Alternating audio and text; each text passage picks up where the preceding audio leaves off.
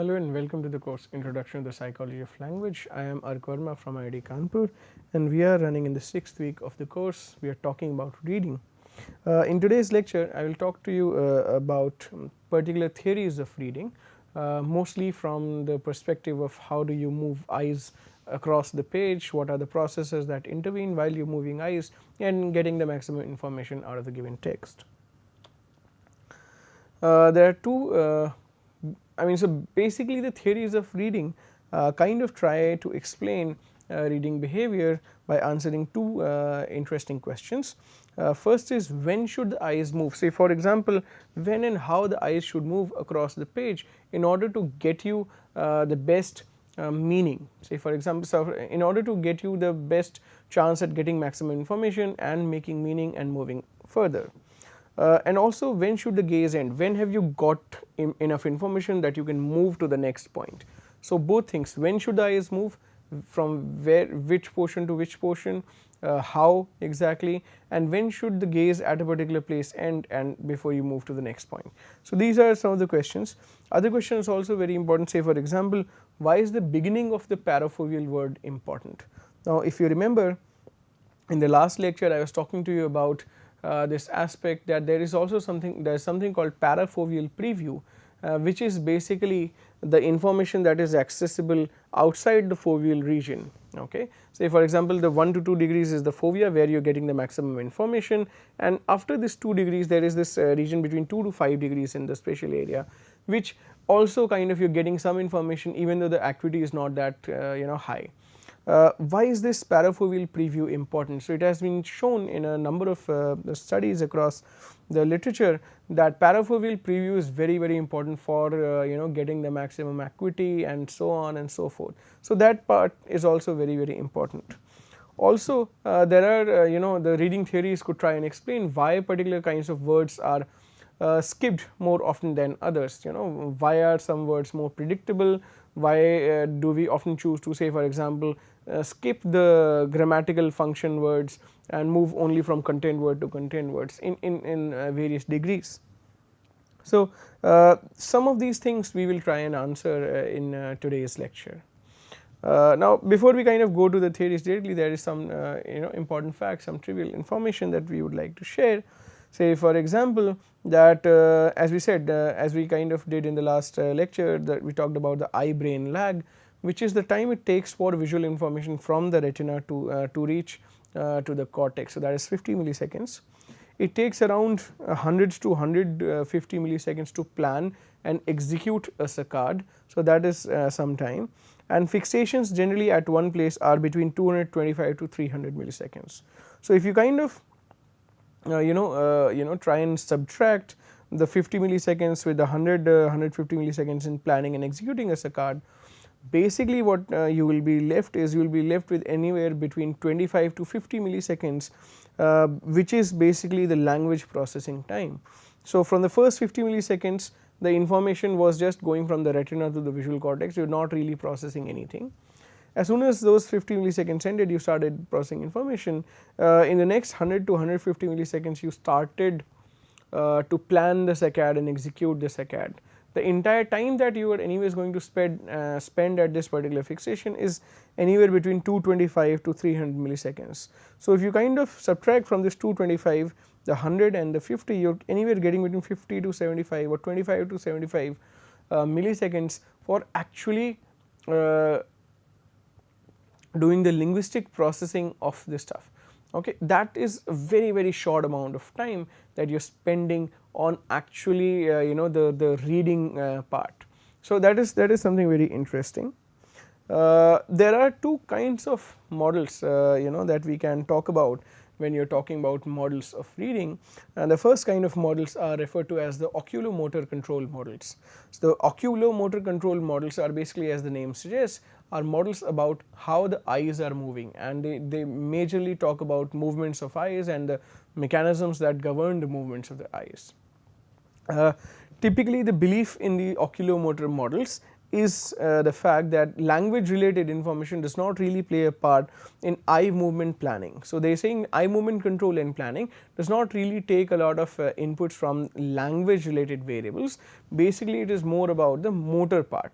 So that is why these models do not really talk about language related processes. And the belief is that when you read, the eye movements are largely controlled by an internal metronome, basically a sort of a timer that or a stopwatch that kind of signals the eye to move forward at an average interval of around 225 to 300 milliseconds. So even if you have gotten visual information or linguistic information from the text, your eyes will automatically move from 225 to 300 milliseconds from one point, and then another 225 to 300 milliseconds to another point, and so on and so forth. So it's almost like a set pattern that the eyes are following, and the eyes are basically just keeping information during that 225 to 300 milliseconds that they are resting on a particular place. This is the belief of the oculomotor. This is basically something that comes out of these oculomotor control models. As far as the higher cognitive processes, meaning making, integrating, inferencing is concerned, basically the higher it is kind of believed that the higher order cognitive processes usually play a role in triggering regressions, but also only as exceptions. So for example, the regressions might happen through these higher order cognitive processes if suppose you have messed up something, you have not been able to understand something from the text, and only then the language related information will influence eye movements, but that is only going to happen as exceptions. Okay. Another aspect that the oculomotor control models say is that the oculomotor control models can explain short fixation durations, but it does not really explain why language related information may or may not have an influence on the reading times or fixation times. If you look, so these are a set of assumptions that the oculomotor control models usually go by, and some of them we actually if you look at the literature you will find out that they are not really true. For instance, the fact that language related information does not affect eye movement planning, that is the basic tenet of these models, and that is something that has been called into question many a time. So let us so in some sense we can say that there is enough evidence to suggest that language related information does influence eye movement and eye movement control in planning. Why that happens? To address such an assumption, we have another class of theories called the cognitive control theories of reading, which are the theories which we will be talking about today. And the assumption in these theories is basically that the aspects of higher order language processing not only affect how the eyes would move, but it also influences decisions about when the eyes should move while you are scanning for reading. Okay. And these cognitive control theories, basically we are going to talk about two kinds of theories, or basically two instances of these theories. One will be the serial allocation of attention models, that you are processing everything in a very serial systematic fashion. The example from that end will be the easy reader, and then there is a parallel allocation of attention model, which is the swift reader. So an instance of that kind of theory is a swift reader. So we will basically talk about two models, the easy reader and the swift reader. Let us talk about the easy reader. The easy reader basically is a mathematical model, and it can account for the following things. It basically can account for how language processing and eye movement planning can all be completed in a relatively short amount of time that passes between the start and the end of a single fixation. Remember, a single fixation is anywhere between 225 to 300 milliseconds. So the idea that this model tries to explain is that within this 225 to 300 milliseconds there is enough information for language related processing to happen. The model assumes that aspects of language processing and aspects of eye movement planning can happen simultaneously. That is why this much time should be enough. Okay. Also it basically says that eye movement planning or eye movement control does not really wait for the linguistic processing to finish, or say for example it does not really happen that the linguistic processing of the current word finishes before planning for the movement of the next has to be planned. So these are some of the assumptions. Let us see how does this really take place. In the first 50 milliseconds, I am talking about what happens during a fixation, that is within the 225 to 300 milliseconds. In the first 50 milliseconds of this time, this is referred to as the visual uptake phase, and what really happens is that in this visual uptake phase, visual information travels from the retina to the visual processing areas, that is at the back of the head, the occipital cortex or the primary visual cortex. first 50 milliseconds gone, in the next 75 to 100 milliseconds. So, that is 50 plus 125 to 150 milliseconds cumulatively. This is the L1 stage of lexical access. This is the first stage of lexical access. What happens here, it kind of this phase the system produces a sort of a familiarity check. So, essentially the system is judging as to how often it has seen something like the current word, the currently fixated word, that is, and this familiarity check, it's a swift process. It takes less time for frequently encountered words, takes a little bit more time for words that you have not read or seen before. Okay. So, it is kind of on that continuum. At this point, basically in the L1 stage of lexical access, the word has not really been fully identified and its meaning has not really been accessed, and it has also not been integrated into the evolving context. Only what happens is that the system kind of develops a good idea of whether I have seen this word or not, what is the probability that I know this word, and so on. So, we kind of reached from the 50 to around 150 milliseconds. This is what has happened, the first visual uptake phase and the L1 stage of lexical access. The next two steps, basically from 150 to 300 milliseconds or 125 to 300 milliseconds, is two things happening in parallel. The first thing is the saccadic planning, that where do I move next, which word, what particular site in that word. Now, the second is the L2 phase, which is fully identifying the specific word, accessing its meaning and integrating the meaning into the whole sentential context. So, here the saccadic planning and the L2 phase are both happening in parallel. Now, after this L2 phase, basically what happens is that the reader shifts her attention to the word immediately to the right of the originally fixated word, and then it again begins with the visual uptake phase and the L1 phase and so on. Okay.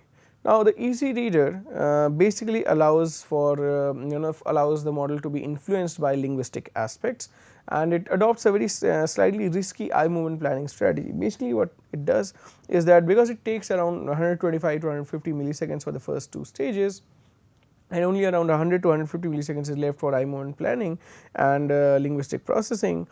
So, basically it is leaving very little time for that. So, it is a risky strategy. You might, because you have not completely understood this word and you have not completed processing of this word, you might kind of make a mistake. So, it is risky and eye movement planning is also in that sense risky, because even before the lexical access mechanism can be certain that it has identified the word correctly, or it will be able to identify the word correctly in the next few milliseconds, the eye movement planning strategy has already initiated. The eyes will eventually move to the next word even before they are very sure of what is being read in this instance. Sometimes that is why the eyes may move away from the fixated words, leading to errors, and then come back again to reread this word again. So, that is what regressions basically account for. Now, lexical access takes around 200 to 250 milliseconds from the onset of fixation, which therefore, because again this is happening in parallel, which is more than enough time before the next saccade could start. So, that is basically what is happening in the easy reader, and I am not really going into a lot of detail for this because that is kind of outside the scope. We can have a discussion about this in a later part, but the easy reader can account for some of the effects in reading. For example, it can account for frequency effects. Basically it says is that more common words lead to a more rapid rise in the familiarity check in the L1 phase than rarer words. So, eye movement planning starts sooner for frequent words than for less frequent words. That basically keeps you at top speed when you are processing high frequency words one after the other. Okay. The easy reader also kind of accounts for predictability in a sense that it basically assumes a degree of top down control on saccade target selection. It can prompt eye movement control mechanism to plan a saccade or to jump over a likely word in order to, say for example,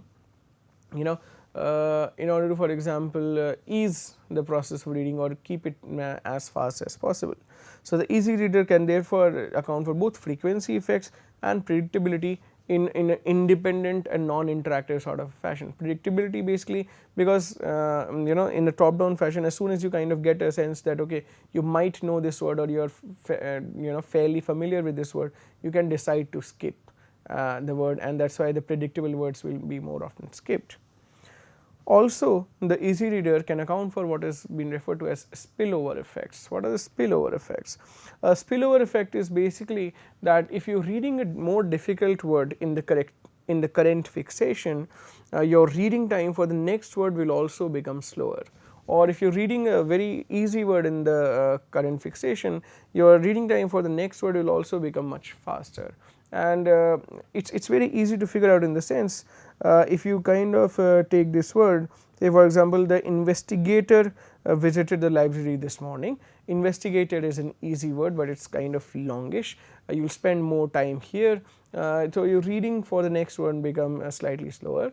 But if it is a pseudo word, say for example, the interrogator visited the library this morning, you will kind of not be able to understand it, and you will kind of read it, reread it, spend a lot of time here, and this one will considerably slow down your reading of the next words.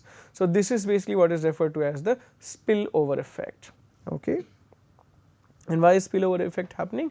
Obviously, because the L1 phase will spend more time as on a difficult word as compared to an easy word. If L1 phase kind of is slower, is not really very sure, you will need to spend more time, double fixations and so on, and that is why the entire process will get slow. If it is very easy, highly predictable, you might kind of very quickly move on to the next word. Now, yeah, that is what I already told you. And then the next thing that the easy reader kind of predicts is it predicts skipping. So as attention to the so how does the easy reader explain that? It says that as attention shifts to a word next, before the eye is directly fixated, so the next word in line, the parafoveal word, there is a chance that the L1 and L2 stages of lexical access can be completed before even the gaze lands on that word. So the system might already say, for example, if this one is an easy word, I am doing the L1 phase here, and in the next 150 milliseconds I am not only planning the saccade, I am kind of doing the linguistic processing here. So what happens is, in this next word, by the time my eyes actually shift to it, if this one is an easy word, say for example a function word, a and a preposition kind of thing, I might already be sure that I know this word and I can kind of move to the next word. Okay. So that basically kind of helps explain the skipping behavior. Okay. Further, one of the other things that the easy reader kind of helps us do is that it postulates an early labile stage and later non-labile stage. Labile basically meaning a flexible stage where you are getting most information from. So, if the word on the right is recognized during reading the former word, the currently fixated word, an existing saccadic plan can be replaced with the one that skips. So, initially your plan was to, you will read this word, you will read this word, you will read this word. When you are reading this word here and you are getting the parafoveal preview of this word, in the last 100 to 150 milliseconds, you can change the saccadic plan and you can decide to skip this word and move directly from this word to the third word here. That is basically a flexible and an inflexible arrangement of how eyes can kind of move. So, in this sense, the easy reader model can also predict what or explain the benefits of the parafoveal preview, as the majority of the fixations include time where attention has already shifted to one word on the right. It allows processing to begin just before the fixation, and in that sense parafoveal preview is very, very important.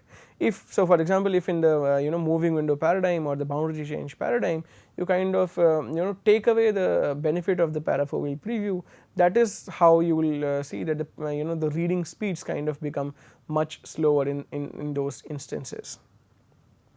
Now, the easy reader is a fairly good model. It kind of explains quite a few phenomena related to reading, but it also has a few limitations of its own, which are, for example, it does not really cover all kinds of reading phenomena. It is a very simplistic sort of a basic model of reading.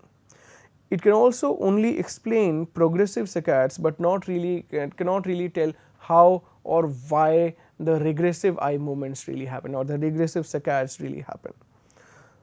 Finally, the easy reader model can also not really account for influencing of by the higher level processes of higher level aspects of language processing.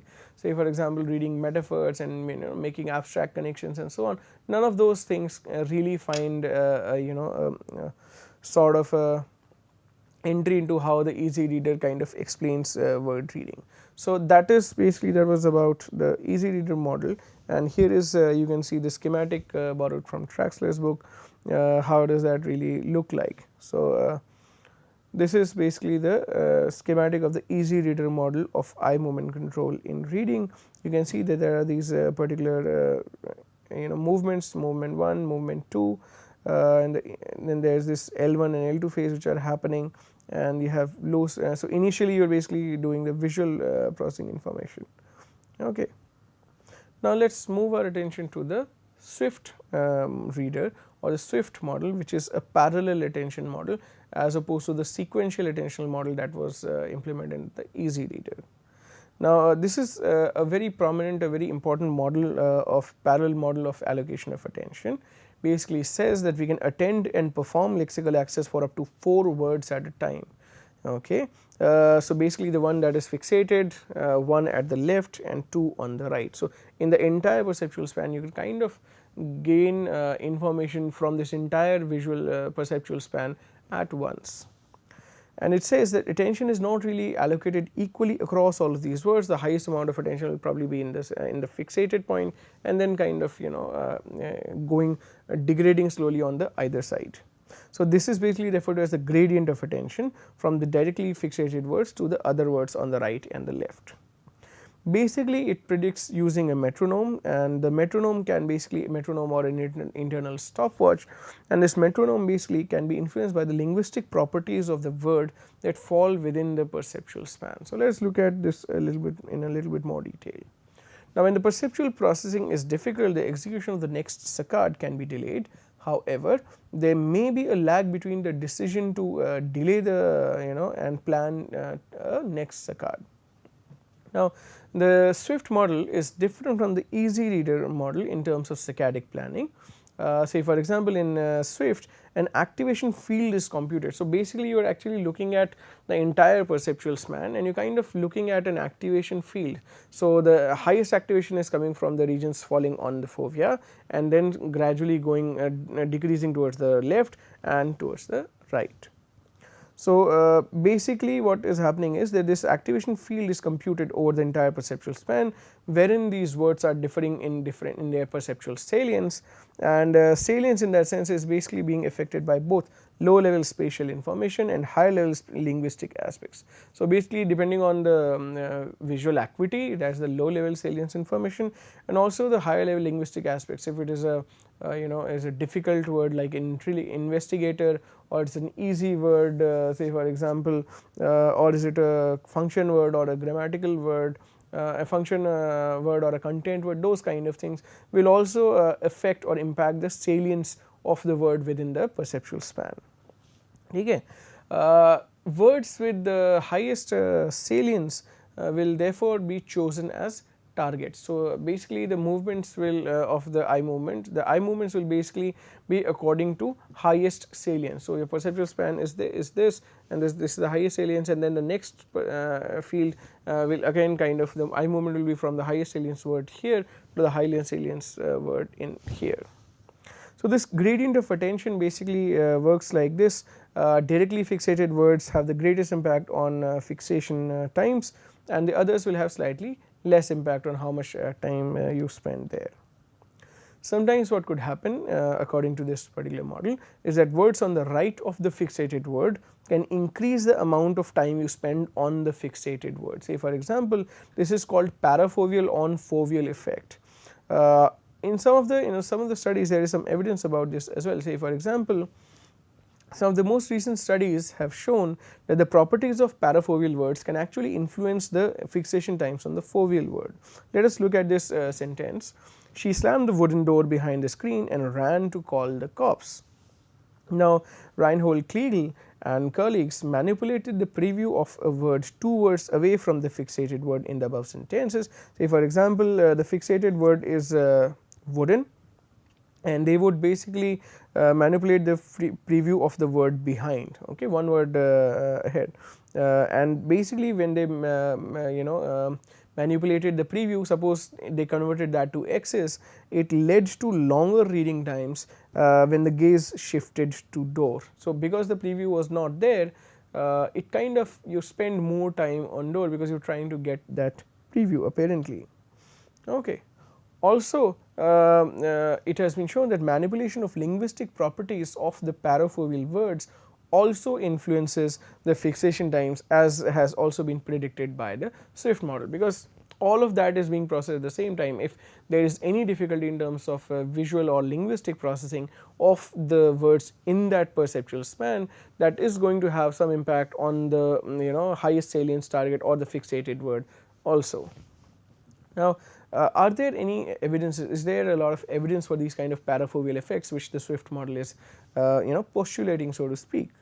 Now, while serial models like the Easy Reader predict that one takes time to shift attention from the fixated word to the parafoveal word in a serial sort of a way, parallel attention models like Swift suggest that you start taking up linguistic information from the entire perceptual span, which includes the parafoveal word as well, as soon as you land on the fixated word. So, basically 2 words on the right, 1 word on the left, all of that, and this current fixated, all 4 of the words are being processed both visually and linguistically at the same time. While serial attention models propose that if you deny the preview of the parafoveal word only, even if only very briefly, it should be no problem. Parallel attention models basically say that even a short delay in the parafoveal preview of the words to the right and the left of the fixated word should increase the reading times.